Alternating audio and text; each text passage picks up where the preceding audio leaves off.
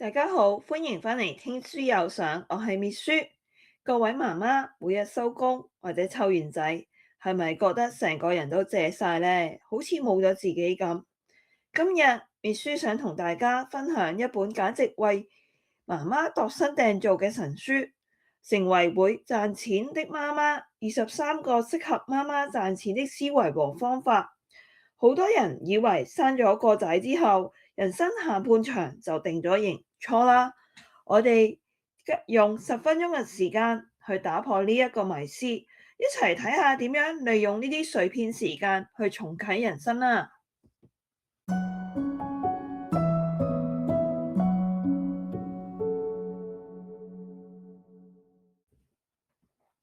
好多媽媽為咗家庭選擇全職湊仔，問老公攞家用。雖然話係家用，但每次伸手嗰下，心入邊總係一種無形嘅壓力。買件靚少少嘅衫，甚至想請阿媽飲茶，都要諗過度過。別書金句：錢雖然唔係萬能，但經濟獨立帶嚟嘅底氣係邊個都俾唔到你㗎。書入邊提到，媽媽一定要保持賺錢嘅能力。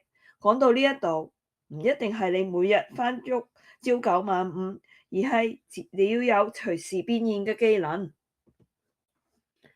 舉個實用例子咯，想象下你平時幫啲仔女整啲無添加嘅健康小食，親朋食友都食過話好食啊。冇賺錢能力嘅思維，唉，純粹整下啫，邊有人買啊？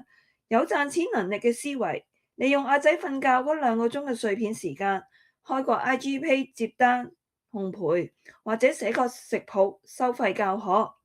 當你每個月多咗3、4千蚊嘅私房錢，你中意買邊套化妝品，定係想帶全家去旅行，你都有絕對嘅決定權。呢個就係選擇嘅自由啦。好多媽媽結咗婚之後，個名就會變咗乜乜媽媽或者陳太，好似冇咗自己個名咁。每日嘅生活圈子，除咗廚房嘅鑊鏟，就係街市嘅柴米油鹽。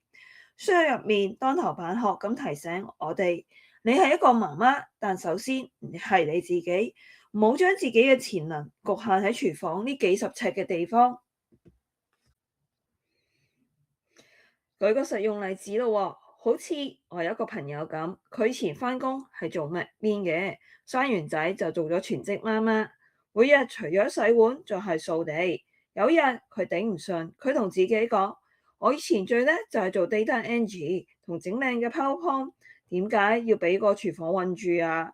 於是佢利用一邊煲湯，一邊阿仔上興趣班嘅碎片時間，再喺網上 freelance 平台，例如 Viva、Upwork 接一啲海外中小企嘅做遠端行政助理嘅工作，結果佢唔單止揾翻自己嘅專業價值，仲發現自己原來可以用廣東話同英文幫到外國客戶賺取美金。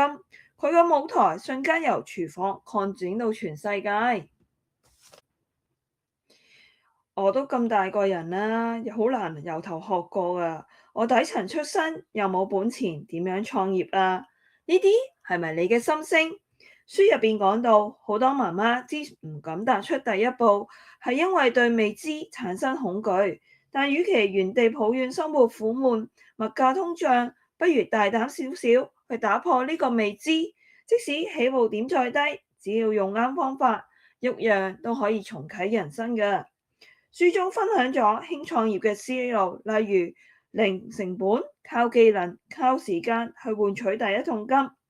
舉個實用例子咯，係而家網絡時代最啱逆襲底層。有冇一啲你日常覺得冇乜特別嘅技能？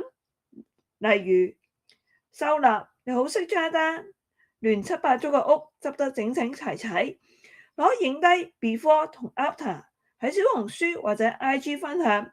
媽媽10分鐘極速收納。講故事，平時你冇識得講故事氹下仔瞓覺呢？你可以試下錄音做 podcast，或者幫一啲兒童教材做配音 freelance。呢啲普普通通，通常都唔需要你幾十萬投資。